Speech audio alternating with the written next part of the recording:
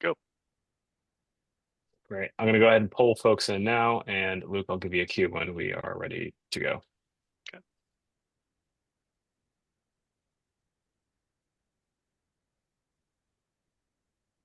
Luke, take it away. All right, thank you. We will begin our program in a moment, giving everyone a chance to get their audio set up. In the meantime, as you're coming into the room, please share your name, your role, and your city in the chat so we can see the different geographies represented. Looks like we've got over 150 folks here today, which is great. So we'll get going now. So first, just thank you for joining this session. We know your time is valuable. I'm Luke McGowan with Bloomberg Philanthropies. Today's session is a continuation of the Federal Assistance E311 program, which is a partnership between the U.S. Conference of Mayors and Bloomberg Philanthropies. We've been helping cities understand how to access and spend federal funding. We have been sharing best practices from experts and hearing from cities and grant managers themselves directly about their experiences as everyone plans for the upcoming obligation deadline on the Treasury Rescue Plan State and Local Fiscal Recovery Fund program. So if you're not here for that, you can tune out. But I'm excited for the conversation.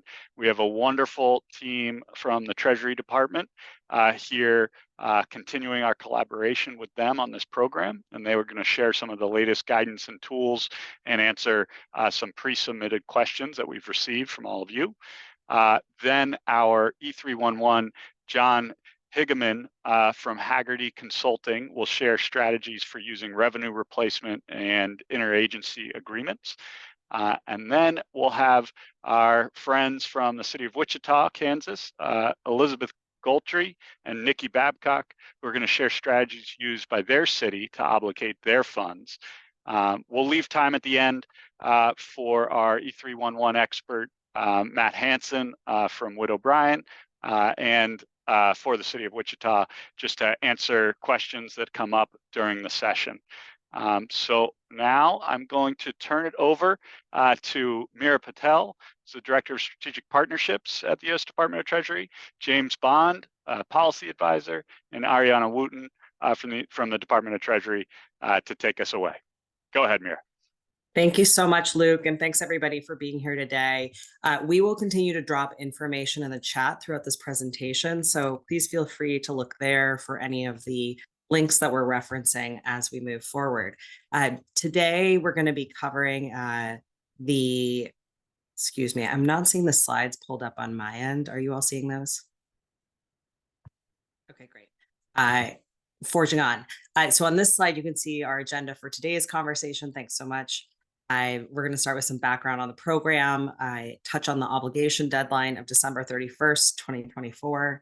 I know all of you are very much aware of that date, and anyone who is less familiar will be 100% aware by the end of this presentation.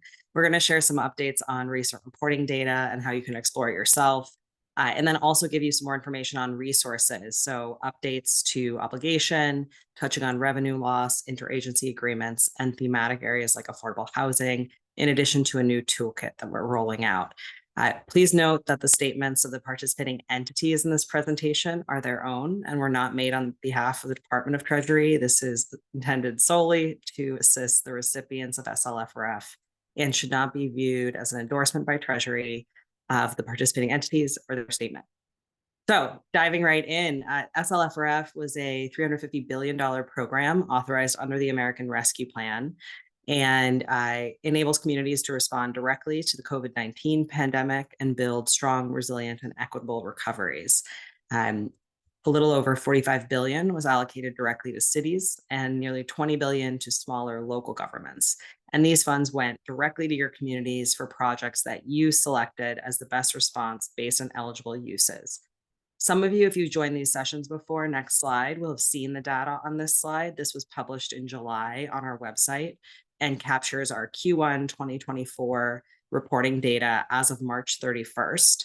I want to call out recipients' strong investment in workforce with over $13 billion and 4,400 workforce projects, which have benefited nearly 1.5 million workers across the country, You'll also see significant investments in affordable housing and infrastructure.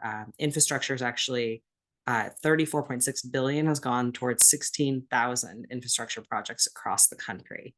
So we wanted to just give those who haven't had a chance a quick preview of what the data dashboard looks like on our website. This is located on our website under the public data webpage, which I'll drop in the chat now. And I'm going to turn it over to my colleague, James, for a short demonstration on how to use this tool. James? Thanks, Mira. I am going to share my screen. Is everyone able to see our homepage, which is State and Local Fiscal Recovery Funds? I think, okay, so I'm getting some thumbs up. This is our homepage. If you're not already familiar, this is where you can find any relevant information related to the SLFRF program, compliance and reporting guidance, user guides, helpful demonstrations, some other resources like FAQs. Today, we're going to walk through the public data subpage, which is located on the left-hand side of the homepage. Here, if you ever wonder, what happens to the data that you recipients submit to Treasury, this is where it all goes. So our latest release is in April 2024. And that covers the period through March 31st, 2024. What you'll want to do is click the reporting dashboard that's linked here. And once new data is released, we always update this web page with new data dashboards. This is the landing page for our data dashboards. If you go to the summary tab, you'll find this is the information that Mira just went over. And the recipients tab, you can find, any recipient that received SLFRF funding. So you'll find that you can filter this information by state or territory, by recipient type, local government, state government, territorial government, etc., or reporting tier if you're a larger reporter or one that is a smaller town with a population of below 250,000 and received less than 10 million. You can also filter by specific recipient name. So I'm from Oklahoma City, so that is what I will look up here. You'll see the city of Oklahoma City, Oklahoma. You can click that. You can understand that they are tier 1, understand their exact allocation, which is 122.5 million. And you can also go into the number of their projects, which is 19, and their estimated revenue loss. That is all of the recipient tab. The other tab of note, which I think is particularly interesting for those who would like to go through examples of projects that your peer recipients and how they're using their funds. So again, with the filter functionalities, you can filter by expenditure category group, which is a larger umbrella under which the expenditure categories lie. So for example, we can filter by negative economic impacts, expenditure category group 2, and then expenditure category 2.10, which is assistance to unemployed workers. And here you'll find all of the projects that have been reported under that specific expenditure category. You can even dive deeper and again, filter by state, territory, recipient type, recipient tier, or specific recipient name, which again, we will do the city of Oklahoma City, and you'll find that they have also reported a project under expenditure category 2.10 for workforce. I want to have two brief notes before we wrap up this public data demonstration section of the presentation. The first is that the dashboard is a more user-friendly way to look through this data, but if you want to dig deeper, you can go to the summary tab and download the April 2024 data set in full, which comes across in an Excel file. If you know how to work Excel, You can manipulate the data that way. When you click this button, it will likely come up with a pop-up message that says you are downloading an extremely large Excel file. As you well know, we have over 30,000 recipients, and each of those report a number of projects. So given the number of projects that 30,000 times X number of projects, it's a very large spreadsheet with a lot of rows. The other thing I'll note is that at the end of the day, this is the data that has been reported by recipients to Treasury. And so we take that project and expenditure data that recipients report, we clean it up, we put it on our website, but different places can report things under slightly different categories. So for example, some recipients may have chosen to report their workforce projects under a revenue replacement, as opposed to expenditure category 2.10, which we looked at, which is assistance to unemployed workers. So that concludes our public data demonstration portion of the presentation. It's just a way you can find more info about how recipients like you are reporting their projects. I hope it was helpful. I am now going to ask that the slides be brought back up, and we'll run through the rest of our portion of this presentation. Okay, great. So we have also covered this content in prior presentations, but we wanted to be sure you had this information.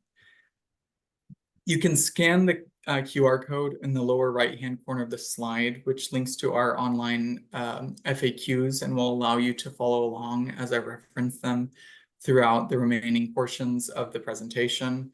For all 7 eligible uses, including the provision of government services for funds claimed under revenue loss, recipients must obligate funds by December 31st, 2024.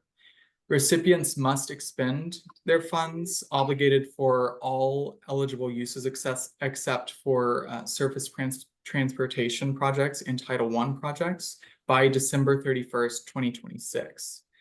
And recipients must expend SLFRF funds for surface transportation projects and Title I projects by September 30th, 2026.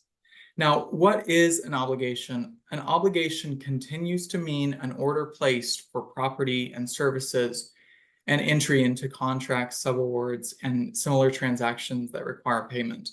This definition has not changed since the program launched in 2021. Some of these items have always constituted an obligation, such as a contract or subaward. Some of these items have recently been clarified as counting as an obligation in the obligation IFR interim final rule and the new FAQs. There are several pathways via which an obligation can be incurred, and they are an order placed for property or services, a contract, a subaward, similar transactions that require payment, and those may include interagency agreements if they meet the conditions described in FAQ 17.6, payroll expenses for recipient employees if they meet the conditions in FAQ 17.7, and then the last is cost related to certain legal and administrative requirements of the SLFRF award funds. Now, Treasury has released the new section 17 of the FAQs to provide additional clarifications on the definition of obligation to help recipients ensure effective and efficient implementation of SLFRF funds. And those are how to cover payroll cost in calendar years 2025 and 2026, how interagency agreements between departments count as an obligation, and additional flexibility to cover contract cost increases. Now, if we go to the next slide, I want to talk about what does not constitute an obligation as well. So an obligation is not an adopted budget or a budget amendment, an appropriation of SLFRF funds, an executive order, a resolution, a written or oral intention to enter into a contract, a grant of legal authority to enter into a contract, claiming funds under the revenue loss category, including for recipients utilizing the $10 million standard allowance, or moving SLFRF funds to a general fund as revenue loss, but not further establishing an obligation with those funds by December 31st, 2024.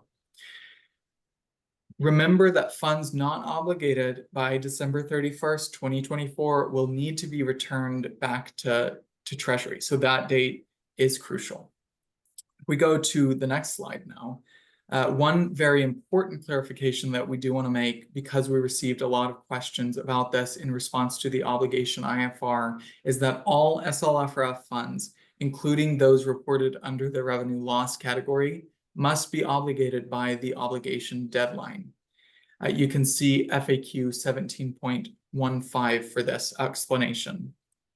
So this means that projects entered as expenditure category 6.1 projects must meet the same standards of obligation as any other eligible use category of SLFRF.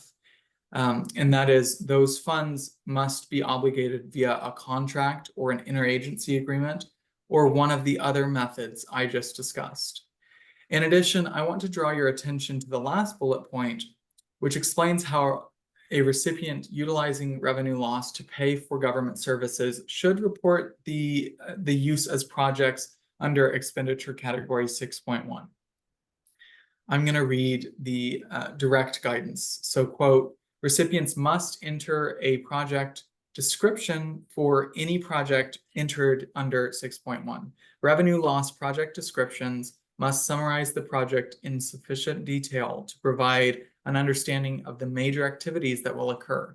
Description should establish what the project seeks to accomplish and should include enough information to make clear how the recipient determined the project's eligibility.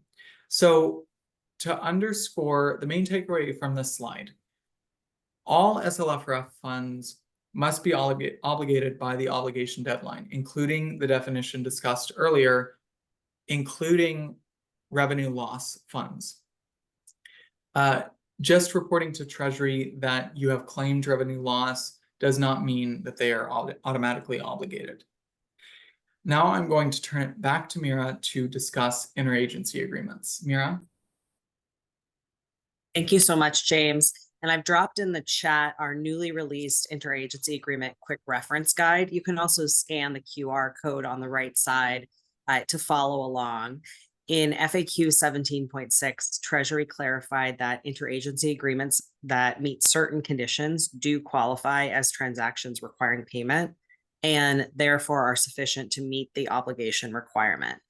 So if you finalize an interagency agreement by the obligation deadline at the end of 2024, you can treat that agency agreement as the obligation of funds that a government agency will then expend in 2025 and 2026.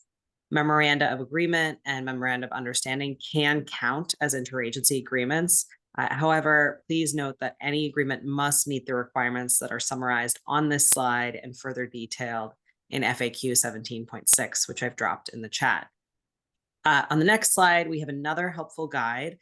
Treasury pulled together an affordable housing guide with the Department of Housing and Urban Development and the Department of Agriculture to make clear how the department has expanded flexibility for recipients to use SLFRF funds to invest in making homes more affordable. And this is a key priority of the Treasury Department and the Biden-Harris administration. We're really excited to see governments across the country leveraging these funds to construct new homes and rehabilitate and repair existing ones. You can scan the QR code on the right side for more information, or also find the link in the chat. This guidance also details examples of how recipients can combine and layer SLFRF funds with other sources of funding to maximize resources and to meet needs. So on the next slide, we wanted to uplift some examples of that you have shared with us of how SLFRF funds are being graded with emergency rental assistance, ERA funds, to invest in affordable housing. We've seen that St. Petersburg, Florida plans to use both its ERA and SLFRF funds to construct a 75-unit affordable housing development. We've also seen recipients using these funds to extend eviction prevention in the state of New Jersey, and then also in the state of Oregon, where they created an eviction prevention rapid response program. This and more information, more examples like these are available in our Housing Stability and Supply Playbook, which will drop in the chat. Next, we wanted to speak to some questions that you all sent in. So with that, I will invite my colleague James back on to dive into a Q&A.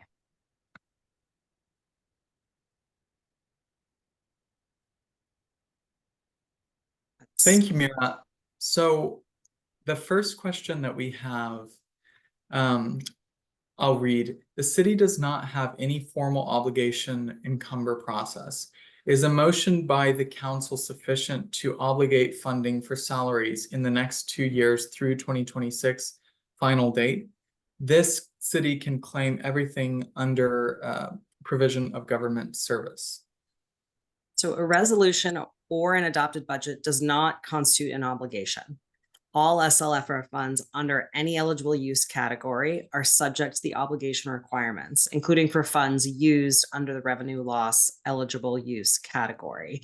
This is discussed in FAQ 17.6, that Treasury will consider a recipient to have incurred an obligation with respect to personnel costs for an employee through December 31st, 2026, to the extent that that employee is serving in a position that was established and filled prior to December 31st, 2024, the obligation deadline. Thanks, Mira. Our second question, other webinars have discussed obligating funds within a local government, such as between the city council and police department.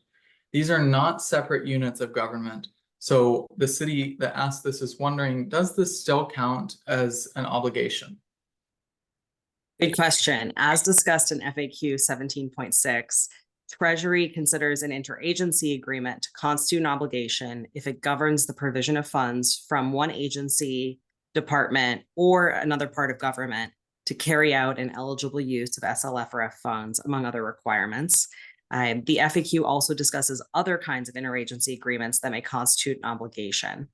And the guidance touches upon interagency agreements between departments of the same recipient government in answer to this question.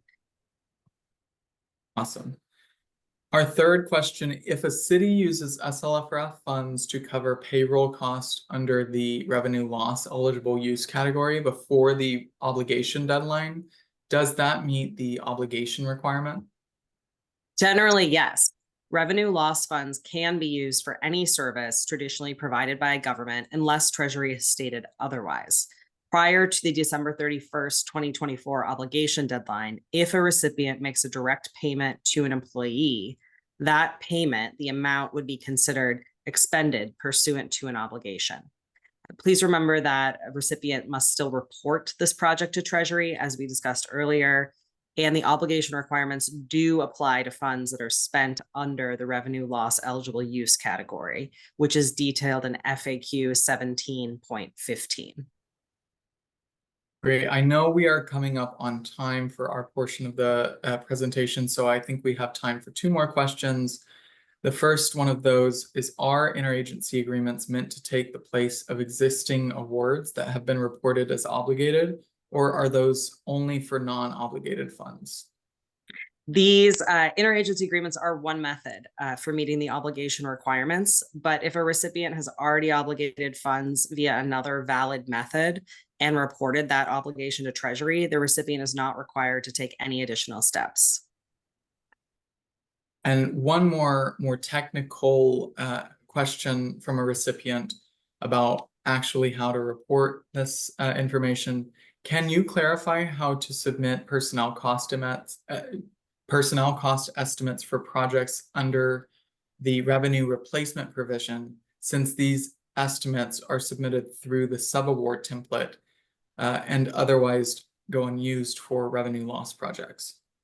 Sure. So for projects under the revenue replacement expenditure category, recipients should enter a project description that summarizes the project in sufficient detail. And we discussed this earlier in the presentation, but please see FAQ 17.15 for a discussion of how recipients can satisfy the obligation requirement for revenue loss funds. To this question specifically, recipients do not report subrecipient or subaward entries under the revenue replacement expenditure category. So in lieu of that, recipients may report eligible expenses under this expenditure category in the aggregate through the revenue loss project description section. And specifically, recipients will be asked to report estimated personnel expenditures in 2025 and 2026, current period expenditures pursuant to the estimate, cumulative expenditures pursuant to the estimate, FTE positions for which the funds are obligated, an explanation for how this estimate was determined, and a brief description of the job categories covered by that estimate. So with that, we'll conclude the Q&A, and I'll turn it over to my colleague Ariana to share some important resources that Treasury has recently produced. Thank you, Mira. And if we can get the slides back up, beautiful. As I'm sure many here are aware, SLFRF has a vast reserve of resources available on the Treasury website and is constantly publishing new resources to make the answers to your questions readily available.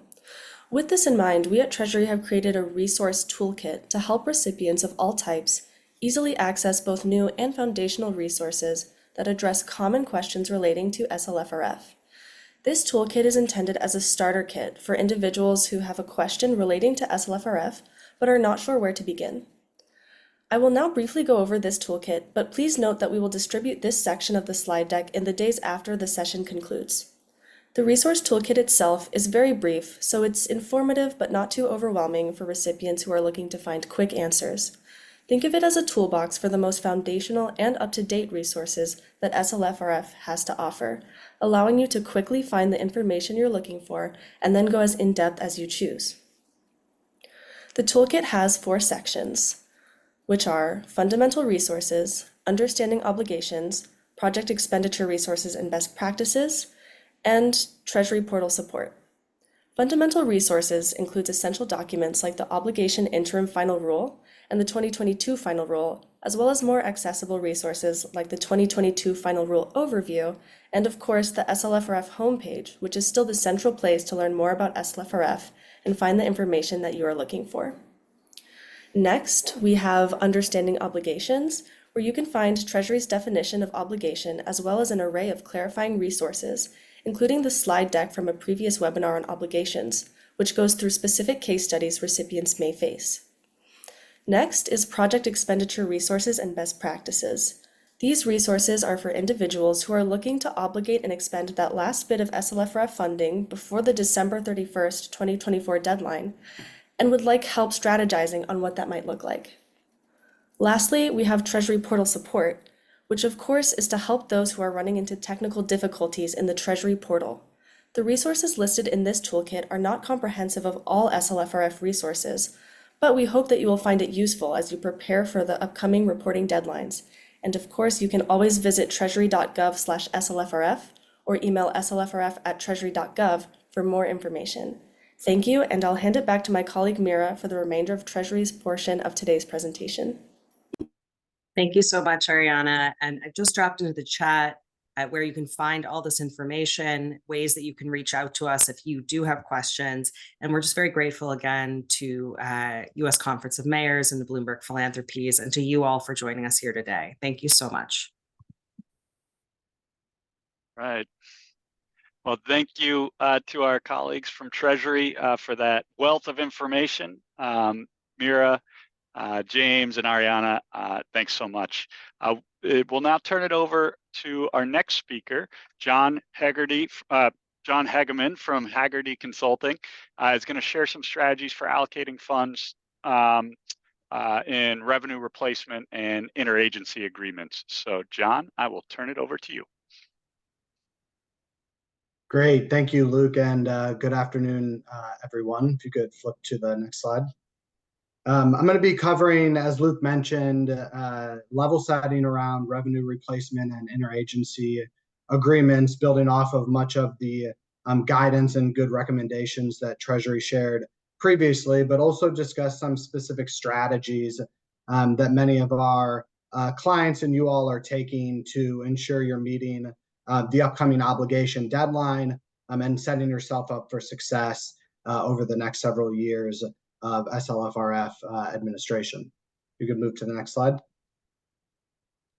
As we all know at this point, revenue loss enables recipients to use funds to replace lost public sector revenue, providing this funding to provide government services really up to the amount of revenue loss due to the pandemic. At this point, you all have likely selected whether you're going to do the standard amount of revenue loss or complete the revenue loss calculation on an ongoing basis. And we'd really encourage recipients to take full advantage of the revenue loss provision in order to comply with Treasury requirements, while also easing the administrative burden and ensuring that funding is used to support programs and investments throughout your communities. Next slide. So revenue replacement is really the broadest eligibility standard for use of funds, and with that comes many simplified and streamlined reporting and compliance requirements, which I won't really get into here, but has been well publicized in Treasury's guidance and as well as their frequently asked questions. Because revenue calculation can be done on an annual basis as well, your organization might have a higher revenue loss calculation compared to your original calculation that was occurred when the program first started, or prior calculations. And so because of that, this is a really good time to take a look at your latest revenue loss calculation and determine if there's more flexibility or ability to take advantage of that expenditure category 6 for the provision of government services to see if there's opportunities to implement your projects under that expenditure category as opposed to other expenditure categories. Next slide. So as we look at specific strategies to obligate funds, we really want to consider existing projects that might be better classified under expenditure category 6. As I mentioned, for those who haven't taken the standard revenue loss calculation and have been calculating your revenue loss on an annual basis, that revenue loss number may have increased over the years, and you therefore might have more room to move projects or have projects associated with expenditure category 6. And so if you haven't taken a hard look at how your expenditure categories have been used across your entire SLFRF award over the last several years, we'd certainly encourage you to do that now going into the obligation deadline. For example, we've had clients in the past who have moved projects to expenditure category 6 because those serve as a better fit, and also they streamline various compliance and reporting requirements. As I mentioned, some procurement standards don't necessarily apply under expenditure category 6, and cities could leverage this flexibility by entering into MOUs or interagency agreements or other contracts because, as Treasury mentioned earlier, it satisfies the definition of an obligation. And we'll talk more about interagency agreements in the next section. I think the other item to really focus on is using revenue loss for projects where procurement has been delayed or there might be needs after December 31st, 2024. Now is a great time to really evaluate project performance and consider reallocating projected excess funds to expenditure category 6. Meeting with leadership throughout your city, with city departments to evaluate where are we with spending, what haven't we spent or obligated yet, what are priorities or requirements for decision makers and how they want to spend and obligate funding over the next several years. These are really important conversations to be having now ahead of the obligation deadline so you all can set yourself up for success and ensure that these funds are being used for investment areas that are aligned with executive decision making. As I mentioned, reviewing obligation and spending projections for current projects is also really important to do right now to help identify issues or gaps that may exist and the impact that those might have on obligation deadlines. Another example, many of you have monitoring reports for certain grant programs that you're running. Reviewing those monitoring reports for those programs that have grant agreements in place that end at the end of this year to determine if funds need to be returned and potentially utilized under the revenue replacement category. This is a great moment to do some of those as well. Also, taking a look at budget priorities in light of your upcoming budget cycle. Are there new budget needs that are one-time in nature where SLFRF dollars could help fulfill some of those needs? Are there current projects that you all have been operating that may result in excess funds that could serve as a funding source for those new budget needs as you all are going into your next budget cycle? Next slide. So as we shift away from revenue replacement into interagency agreements, I want to just talk very briefly and build off of Treasury's comments around how this tool can be used to meet the obligation deadline. And on Treasury's previous slide, they included these conditions where one of the following conditions on the left-hand side needs to be met, as well as all of the conditions on the right-hand side of that table need to be met. And I'm not going to go into much detail here, given Treasury covered it in their previous slide, and instead we'll flip to the next slide to talk about some specific strategies associated with leveraging interagency agreements. I think Treasury's example in FAQ 17.6 is a great example of how to take advantage of the interagency agreements. For example, the City Council has appropriated a certain amount of funds for a public safety initiative to be administered by the city's executive branch through fiscal year 2025. An agreement between the city's chief executive and the city's public safety department would help put in place that interagency agreement and therefore meet the definition of an obligation. You also want to think about, treating specific units of government as a subrecipient or as part of the recipient government, and determine, does an interagency agreement make sense, or is a subrecipient relationship more advisable, and using either one of those options to fulfill the obligation requirement. For example, if there's already a subrecipient agreement in place that fulfills that obligation requirement, don't necessarily need to then have an interagency agreement in addition to that. Again, at the end of the day, because the interagency agreement is a form of an obligation, the obligation deadline is really met through establishing that interagency agreement, so long as it fulfills the requirements that Treasury has laid out. And we'd really recommend using this mechanism to obligate costs instead of necessarily preparing extensive personnel and legal and admin cost estimates. An interagency agreement is a really great tool from an overall management perspective. And to the extent you all can take advantage of that to fulfill obligation and other requirements, we would certainly recommend doing so. Next slide. So as we get into specific strategies to obligate funding using the interagency agreement, we'd really suggest you focusing on interagency agreements to obligate internal costs, such as personnel and certain legal and administrative expenses.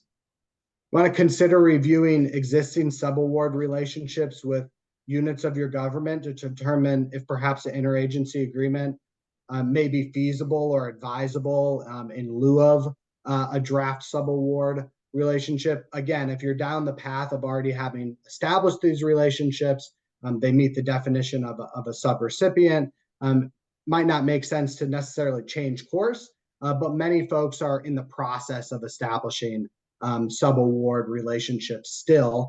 And so evaluating whether or not an interagency agreement is more advisable or feasible as a mechanism to obligate funds versus a subrecipient or subaward relationship is wise to do that now, given the flexibility and use around an interagency agreement.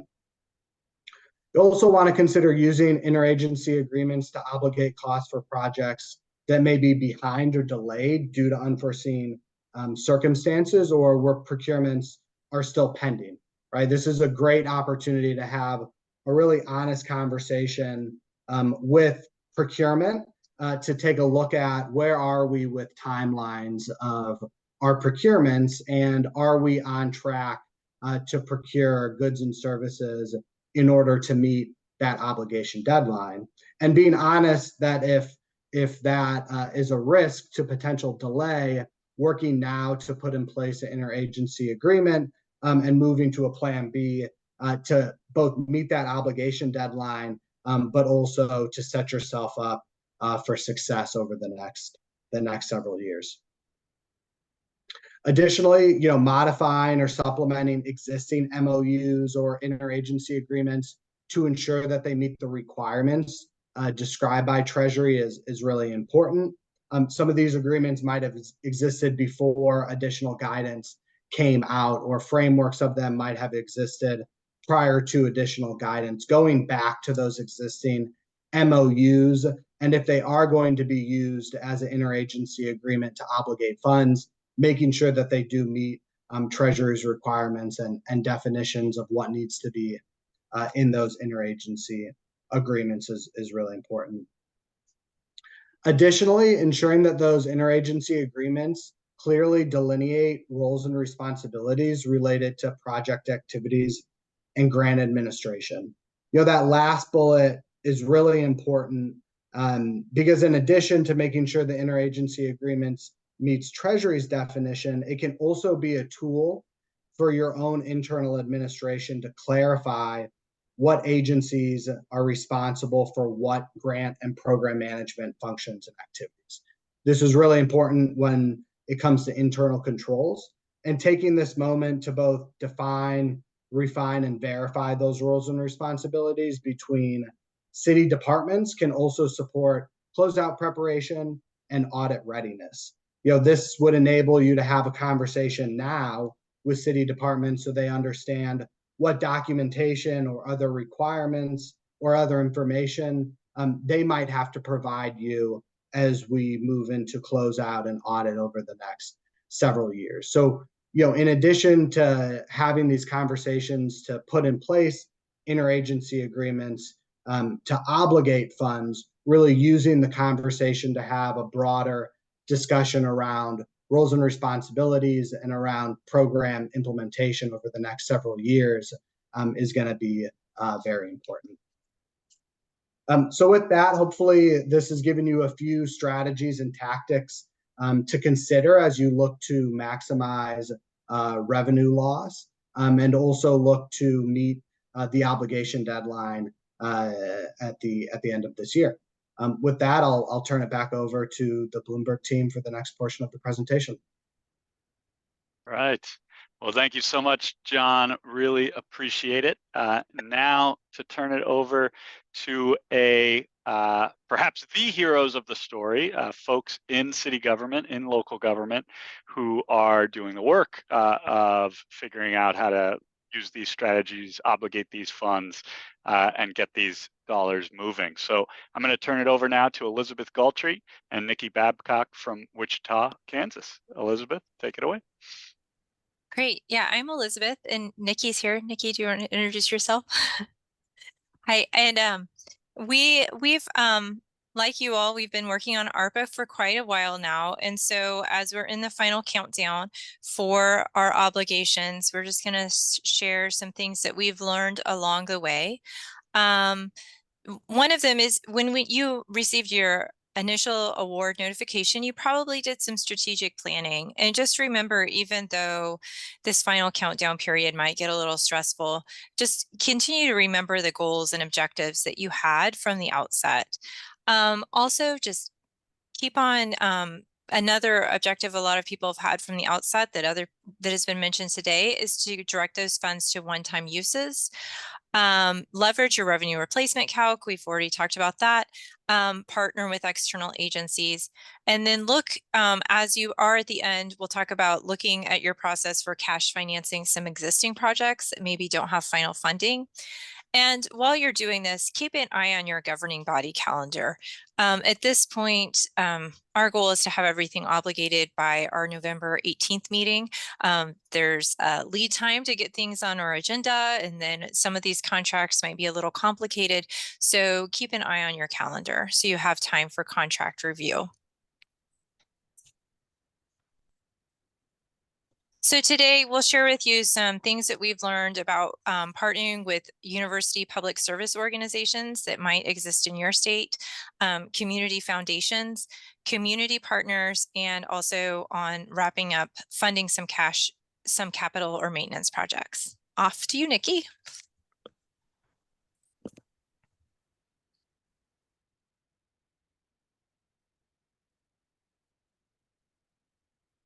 Nikki, you're on mute. We cannot hear. There we go. I got it. Sorry about that. One of the things that we've used is research universities. They usually have experience with federal grant management, and so they're able to assist without a lot of learning curve. So examples that we have is our Wichita State Community Engagement Institute. They're helping the city. One of our programs that we already have an agreement in place is for violence interrupters. And they're also partnering with the city with Cure Violence Global. So that's a good one. We're actually looking to increase that grant, that subrecipient agreement with them and put some more money to it because we've seen some good data so far on it. So another one is they're helping us with the Healthy Corner Store initiative. So, and then we're also working with the Food Trust on that one. The obligation occurs when you have your contract or subrecipient agreement, depending on whether you have a contractor or a subrecipient relationship as you go through and make that determination. So then that allows them to keep that program going and expend through 2026. We're ending several of our subrecipient agreements about 3 months early, typically at least. That way we can make sure that everything is wrapped up and tied up on our end before the 12/31/2026. So the universities can also provide capacity and expanded timeline. So if you are finding yourself in a situation where you may not have the staff to be able to lift these programs off the ground, subrecipients or contractors are a great way to do that. The resource here is where you can find you can look there to see and find if there's some research universities in your area, in case you're not aware of them. Another thing we did, we actually had a subrecipient agreement with one type of community nonprofit organization, and it fell through. And so we actually found a community foundation in our area to carry out that program after we had to end one of our agreements. And the community foundation in our area, they were great at managing the distribution of fundings with specific goals and guidelines. That was their bread and butter. It's what they did all the time. And so they picked up the grant program and slightly tweaked it, where they gave beneficiary payments to small businesses in the Wichita area. And that helps reduce some of the barriers to allow the nonprofits to be able to apply, and allowed us to get the money out faster. So along with that, we made sure that there was, that the program that they put together had specific guidelines and scoring criteria, and that all of that was communicated out to the public. So, but it was great. The foundation advertised the opportunity. They reviewed the applications, they scored them, they distributed the funding, and it went off without a hitch and really fast. And we were able to get some money out to some small nonprofits in our area. And then finally, on the community partners, look at your past cases where you have worked with community partners as part of the government services that you provided in the past.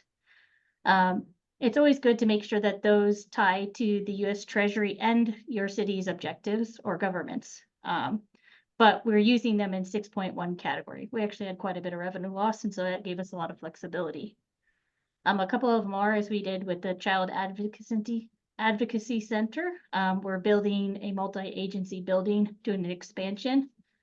And that's directly linked to COVID because we saw an uptick in the number of services that were needed for that organization. We've also worked with Humankind on emergency winter shelter operations in our area. And the great thing again is the obligation occurs when you do a contract or a subrecipient agreement with them. So other areas that you could look at are such as arts and culture, crime prevention, affordable housing, and addiction and prevention treatment. Elizabeth, I'll turn it back over to you. Yeah, great. And then the last strategy that we have to share with you today is cash financing existing projects. So these might, and like I mentioned before, our focus is on one-time expenditures rather than ongoing.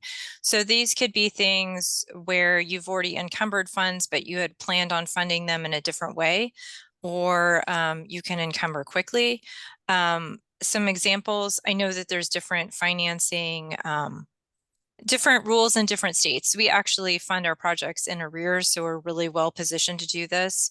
But some ideas for you could be IT equipment replacement, fleet replacement, large, almost capitalizable facility enhancements or repairs, and contracted street maintenance. So those are some things that could help you get ahead a little bit on your list of maintenance and use that ARPA funding as we look at the obligation deadline.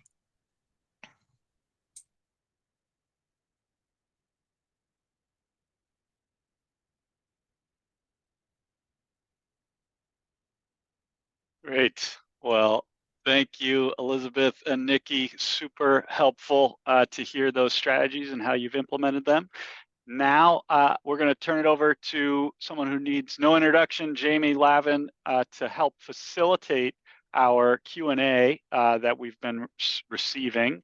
And just because we have been getting a lot of great questions, we're going to be able to stay on a little bit past 3. So, no problem. And if you have to jump off, we'll get the recording around. But Jamie, I'll turn it over to you to facilitate our Q&A. Awesome. Thank you so much, Luke. And we have another friend of the program, Matt Hansen from Widow Bryan, joining us. We've been monitoring the Q&A. Thank you all so much for sending in so many great questions. Several of them have been answered already. We're going to try to get to your stickiest questions in live Q&A, and therefore we can get to some of the easier ones in documents we send to you. So to kick it off, I'm going to turn to Matt and ask what I think is one that's on a lot of people's minds. Sydney Wilson from Vallejo is asking about what happens if you purchase something, but it's not going to be delivered until after the spending deadline, how to deal with that, and what if you expend the money, but for some reason it trickles over. Matt, can you help us figure that one out? Sure. So there is not a requirement for actual material to be delivered or for a program to be completed by the 12/31/26. It's just full expenditure, liquidation, and closeout. Sydney asked a question about the delivery of a fire truck. My only hesitance is if you're going to deviate from your community standard practice where you would only pay for something after it's delivered, make sure you're documenting the reason for the deviation. But from a Treasury perspective, as long as the expenditure, the invoice is paid, the expenditure is liquidated by 12/31/26, you're fine. Same thing with programs.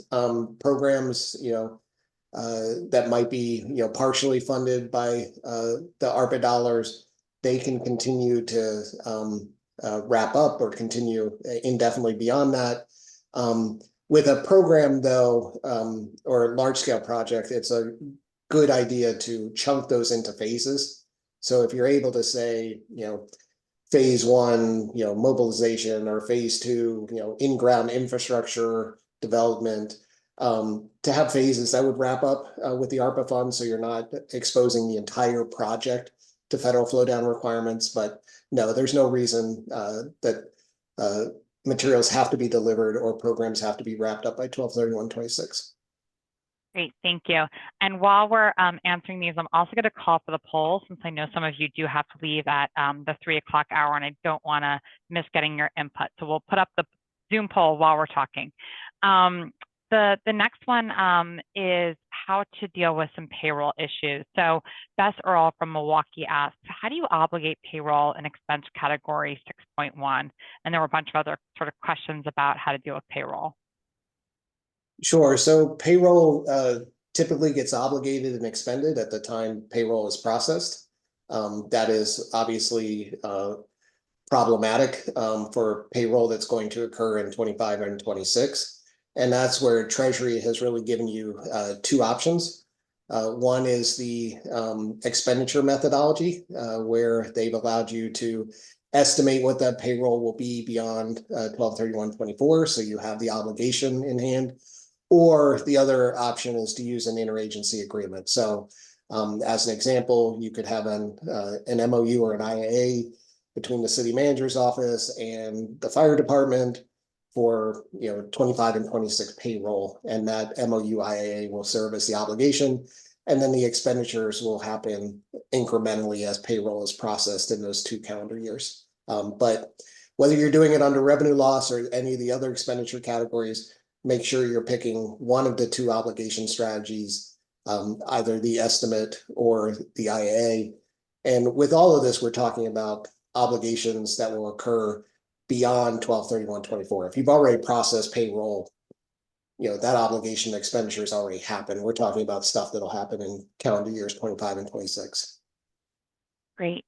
Anna Antoniano, and sorry if I mispronounced that, from Plantation, Florida, asked, what happens if we obligate an item, but then the item is no longer available? Can we reallocate the funds to something else? And I think there's something beyond just items. We can talk about services as well.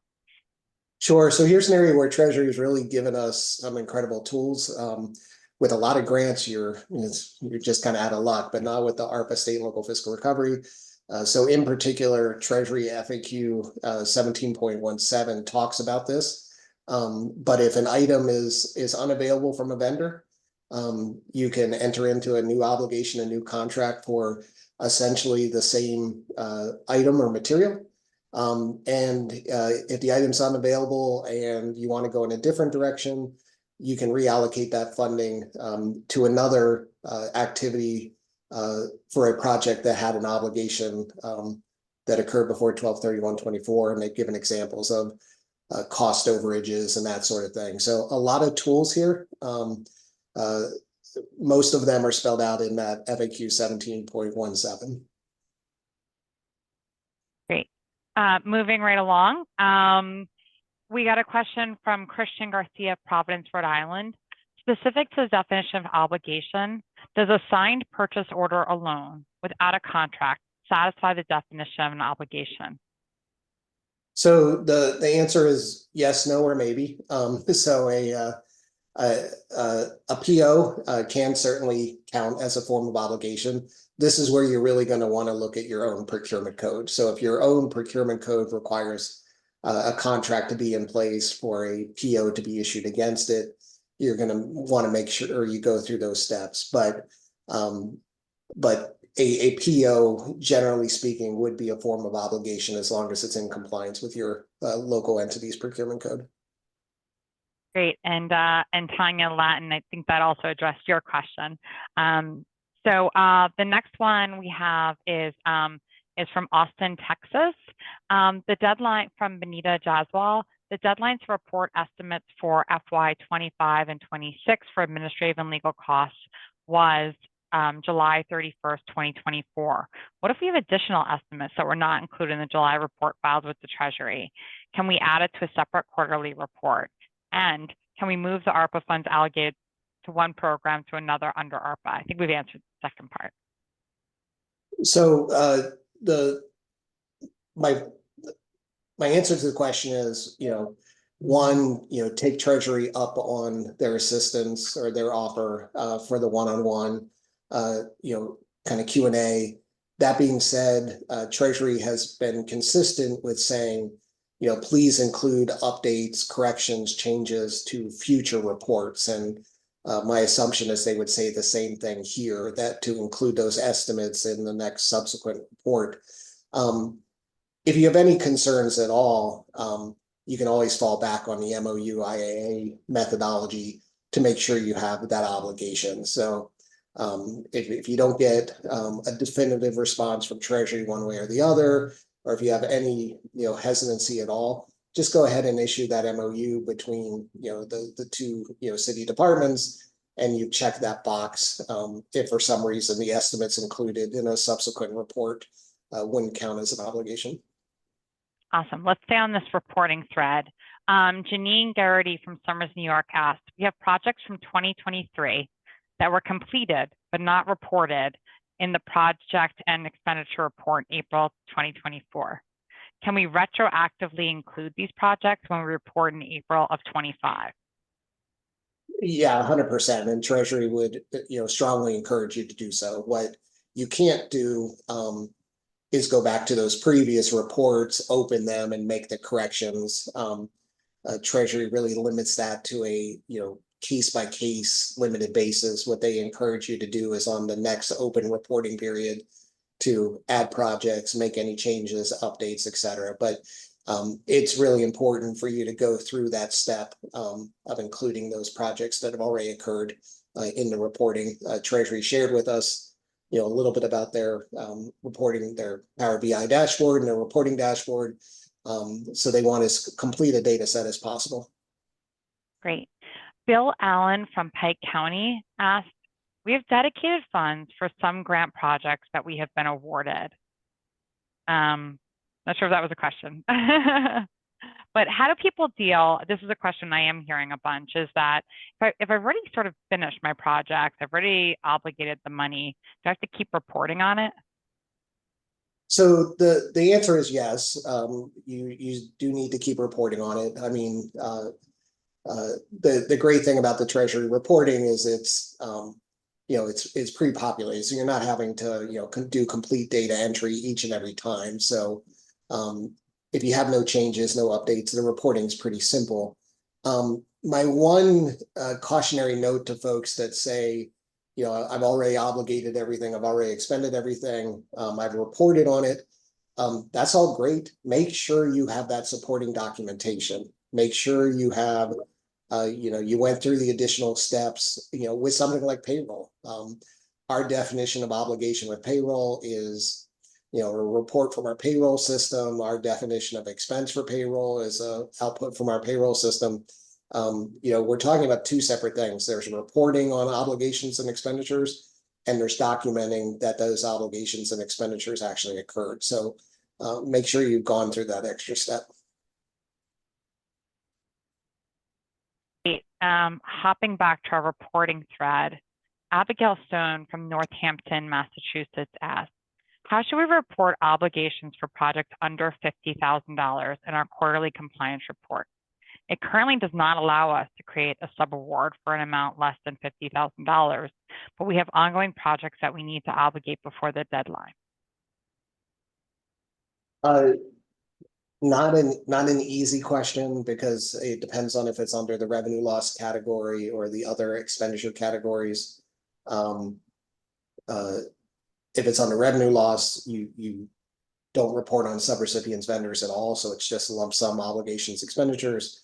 If it's the other expenditure categories, there's actually an option for projects under 50,000 where you don't create a subrecipient or vendor record. The problem with that is where something might be aggregate in nature, where it's under 50,000 in one reporting quarter, but then you add additional money and it hits that $50,000 threshold. So I would encourage you to look at the guidance materials Treasury has added to the website, and maybe a potential one-on-one conversation at some point, because there's just a bunch of variables to that question. Great. And I think I know the answer to this, but I'll ask. Jessica Mendita asks, in Wisconsin, a city and county have already obligated and spent their recipient grants. Can the local municipalities apply again for more funds from the state? You can always ask. Yeah, I mean, it would depend on if the state has, open pass-through grant opportunities, or if the state is open to suggestions from not only government entities but non-government entities. There's nothing prohibiting it, so certainly it's worth the conversation and reaching out and seeing if there's available funding and how your city and county is uniquely positioned to help the state spend their money. Awesome. John, I'm going to pull you back into the conversation because we have a question about one of the strategies that you had recommended. Ashley Carlisle of Louisville, Texas asked, could you explain a little bit more how moving savings available under other categories to EC6 would help, considering all funds will still need to be obligated by December's deadline?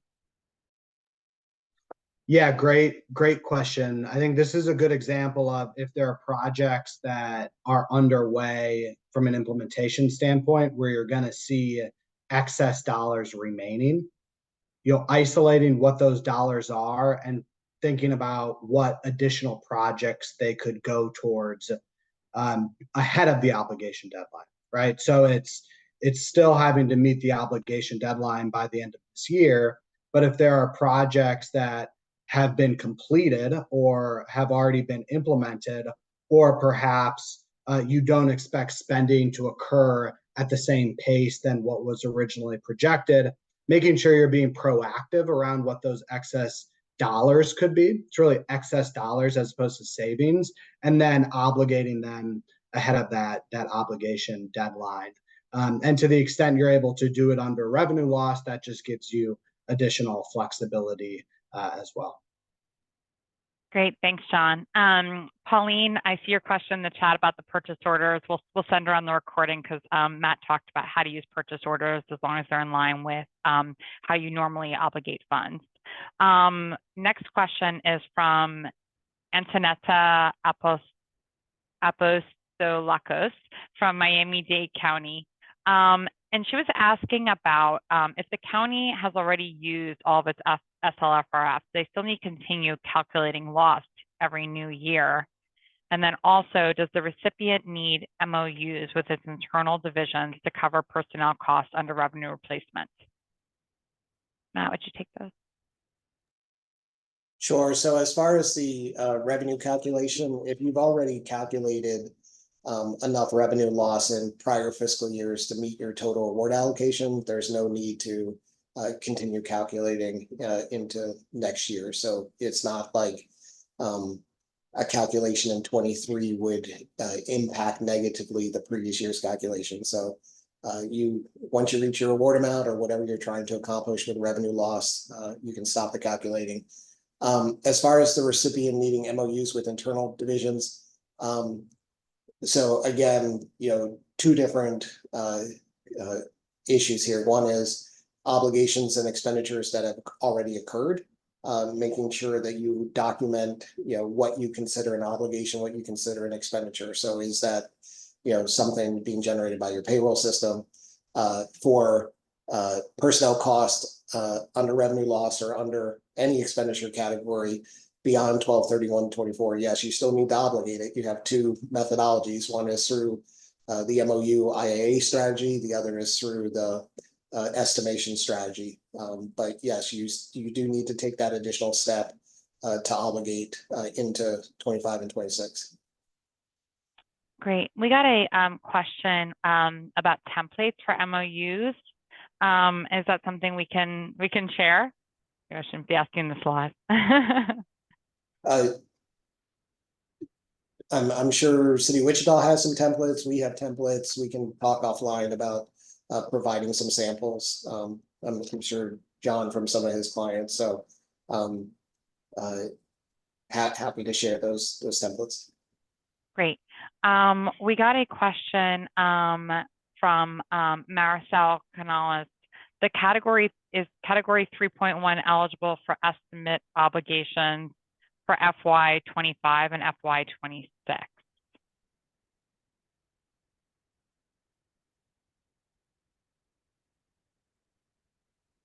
John, if you have 3.1 at the top of your head, I'll let you. 3.1 is not at the top of my head currently. Happy How to about we take do it this? on. Why don't we pause on the answer to that? I know Dave Gatton from the U.S. Conference of Mayors wanted to also give advice on mayors. While he's doing that, we can research 3.1. Dave, did you want to say some words?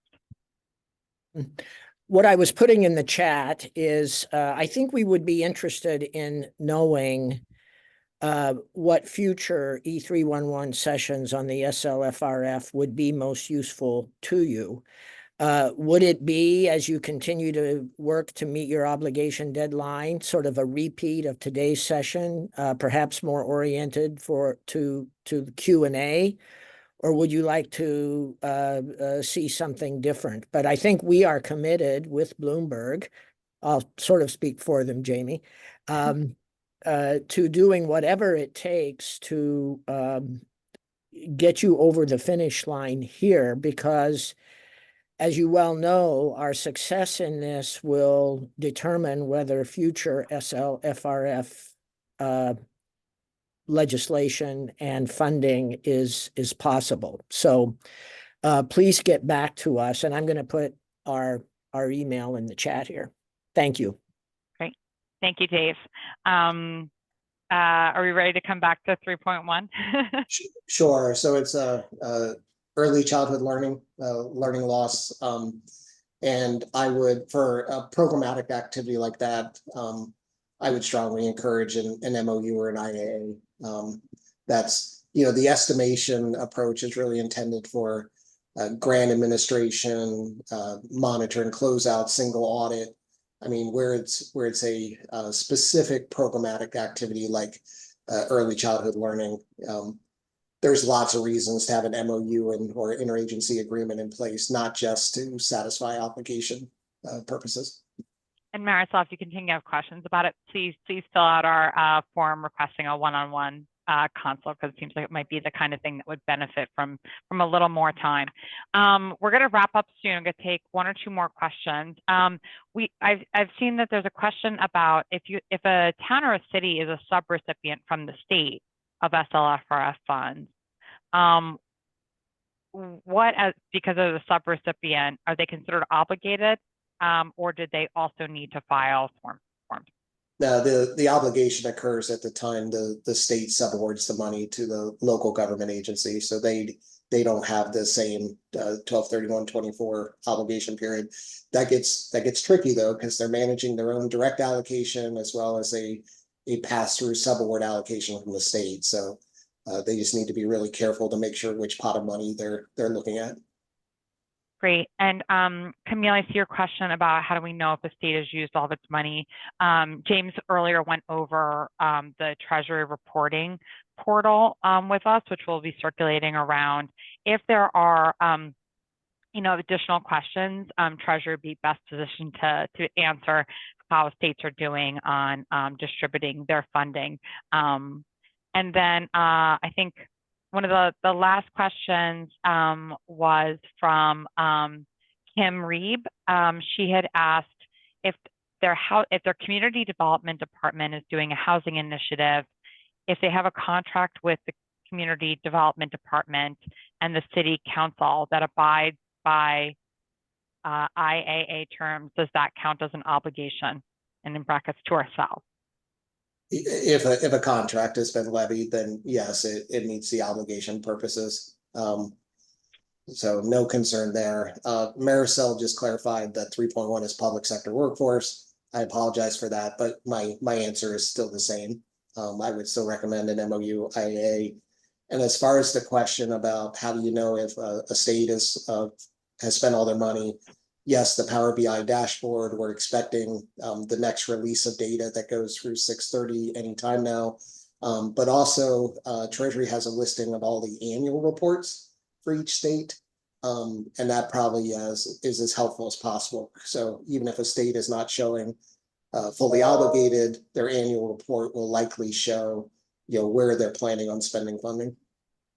Okay, and a few other questions that I had missed. One, we'll do like a little bit of a just a quick lightning round. Eliza Salmon from Boston, Massachusetts had asked, can programmatic staff working on ARPA projects be charged to the Central Administrative 7.1 expense group?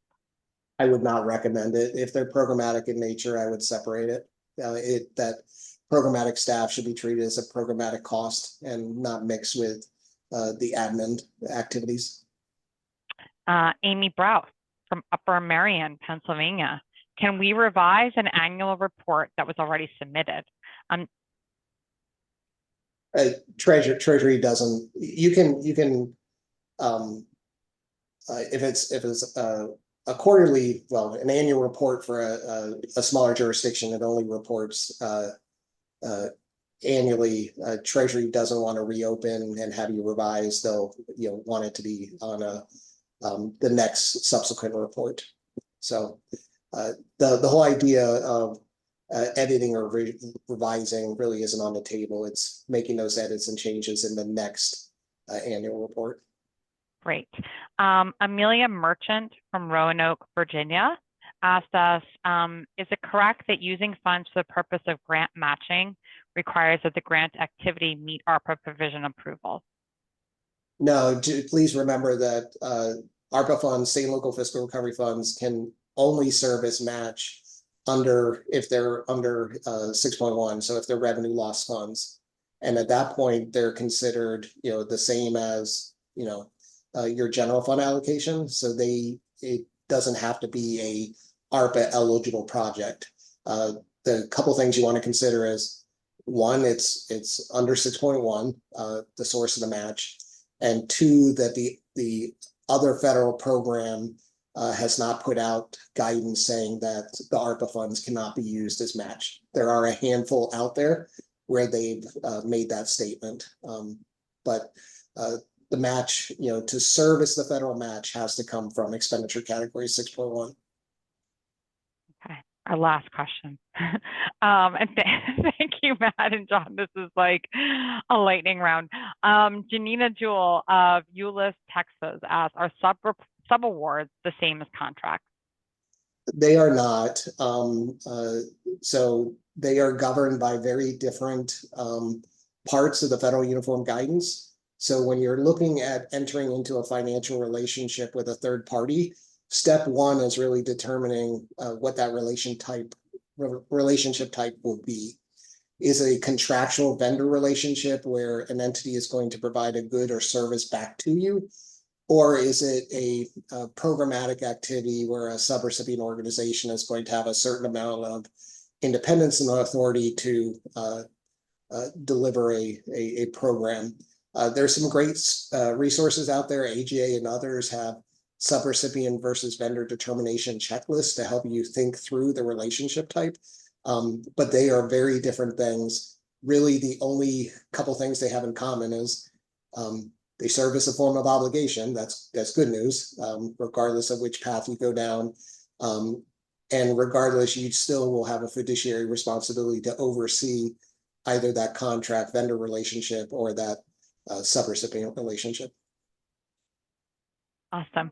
I put in the chat for everybody on a related but maybe different topic. We're going to be hosting a session of Local Infrastructure Hub next week that I'm so excited about, because it's going to show you how you can start using and experimenting with some Gen AI tools to help with the city capacity for all this grant reporting, for grant writing, for all the different ways that you and your teams need to plug into grant programs.